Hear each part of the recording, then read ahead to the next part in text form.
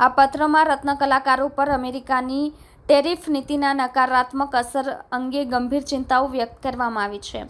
ટેરિફના કારણે હીરા ઉદ્યોગમાં મંદી આવી છે, જેના કારણે લાખો કામદારોના રોજગારમાં ખલેલ પહોંચ્યો છે.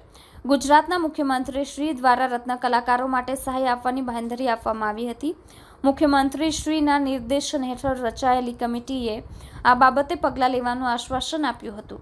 જો કે 26 દિવસ વીતી ગયા છતાં પણ સરકાર તરફથી કોઈપણ પ્રકારની જાહેરાત કે સહાય મળી નથી.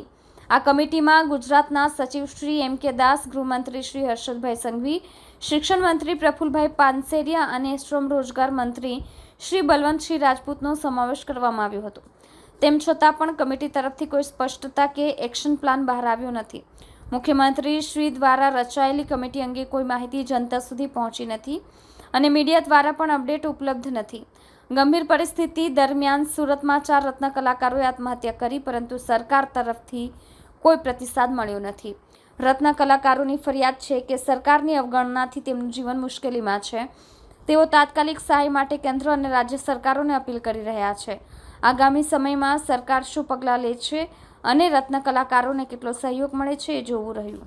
નમસ્કાર, હું છું Bhavesh Tak, diamond worker union vice president.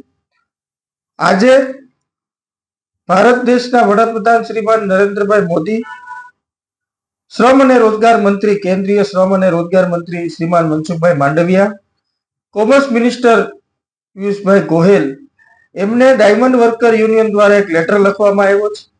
America દ્વારા જે ટેરિફ લાગવામાં આવ્યું છે, એ ટેરિફના કારણે હીરા ઉદ્યોગની અંદર મોટી આફત આવવાની અમને આશંકા છે ને સીધી અસર રત્ન કલાકારોને થાય છે. 2 વર્ષથી આ મંદી છે અને 2 વર્ષથી આ મંદીના કારણે આત્મહત્યાના બનાવો વધે છે. ત્યારે રત્ન કલાકારોને મદદ કરવા માટે કેન્દ્ર સરકારને અમે રજૂઆત કરી છે લેટરના માધ્યમથી. અને ગુજરાતના મુખ્યમંત્રી સાહેબે જે બાહેધરી આપી હતી, એ બાહેધરી અને જે કમિટી બનાવી હતી, એ કમિટીને આજે 25 થી વધારે દિવસો થયા છે.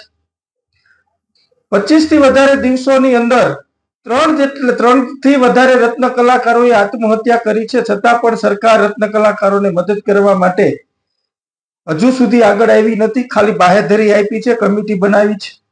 તો આ કમિટી શું કરી રહી છે? એક્શન પ્લાન 2 દિવસનો હતો, આજે 25 થી વધારે દિવસ થયા છે. અમે આશા અને અપેક્ષા રાખીએ છીએ કે રત્ન કલાકારોની સાથે સરકાર છે કે નથી, ખુલાસો સરકારે કરવો જોઈએ. અને આ જે કમિટી છે, એ કમિટી કઈ દિશાની અંદર કામ કરી રહી છે એની માહિતી મીડિયા સમક્ષ આવી અને લોકો સમક્ષ મૂકવી જોઈએ, જેથી કરી લોકોને સરકાર ઉપર વિશ્વાસ વધે અને રત્ન કલાકારોને એમ થાય કે સરકાર અમારી પડખે છે ને સરકાર અમારી મદદ કરવા માટે તત્પર છે.